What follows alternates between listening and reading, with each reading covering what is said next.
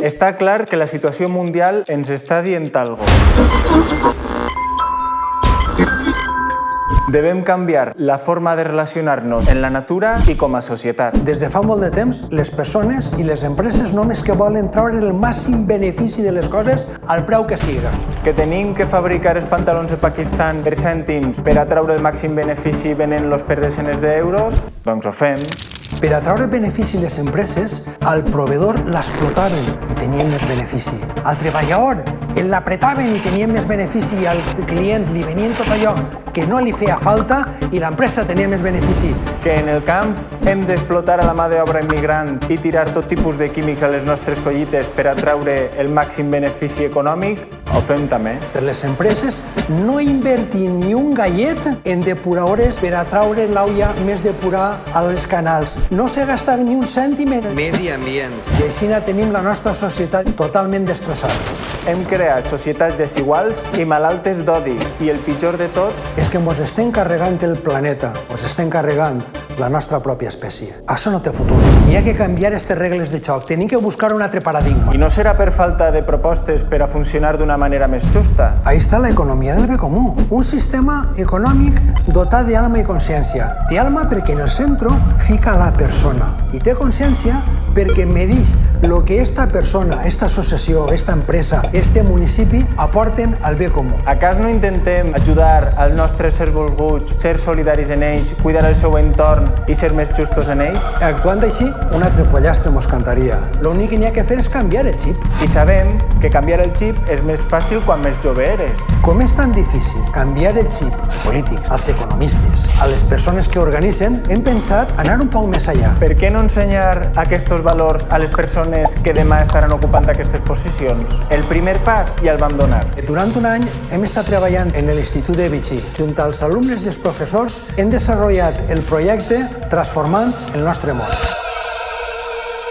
El projecte és un programa d'educació per a la ciutadania global que està dividit en dues fases. La primera fase, diguem que és un projecte pilot. Volem contrastar les ferramentes educatives en 3 grups de quart de l'ESO. Aquest curs pilot ens servirà un poc per establir les bases i els fonaments d'una nova pedagogia per al bé comú. Primer, formem el professorat. Espero que ellos interioricen qué es la economía del bien común a partir de ser mayores de edad especialmente, ¿no? Que ya toman sus decisiones, que lo apliquen en su día a día y que valoren también qué iniciativas, ya sea el ayuntamiento, ya sea otras fundaciones o ya sea quien sea, les està ofreciendo en este sentido. Que tinguen un pensament crític i a l'hora de prendre una certa decisió valoren si això afavorirà la societat o no l'afavorirà. Si serà bo per a tots o serà un plantejament més egoista que els ha donat la publicitat, etc. Desenvolupem un total de 12 sessions en 55 minuts amb l'alumnat. Des del primer dia estàvem treballant en els xavals valors, participació, col·laboració, la dignitat humana de les persones, la solidaritat, la justícia social, la sostenibilitat ecològica.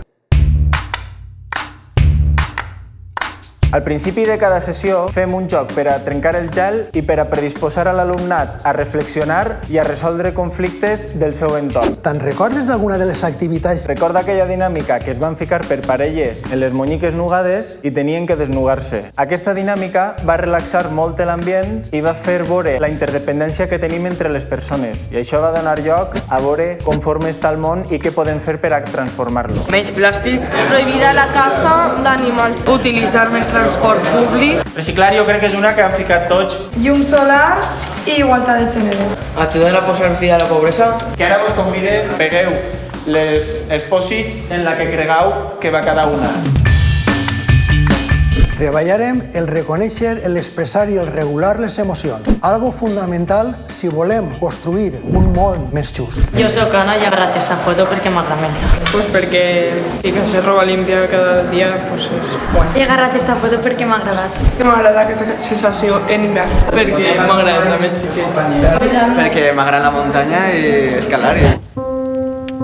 Treballarem activitats perquè els xiquets i les xiquetes se pararen i es començaren a observar el seu món. Què necessitava, què podien aportar des de coses del municipi a nivell general.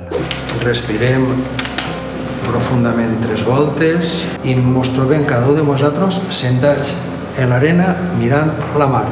També treballem aspectes per a aprendre a comunicar sense violència i d'aquesta manera entendre'ns millor. Desde luego la empatía, la capacitat que tenim les persones de ficar-nos en el lloc de les altres. El cap i les mans enormes. El cap gegant. De què te val el cor?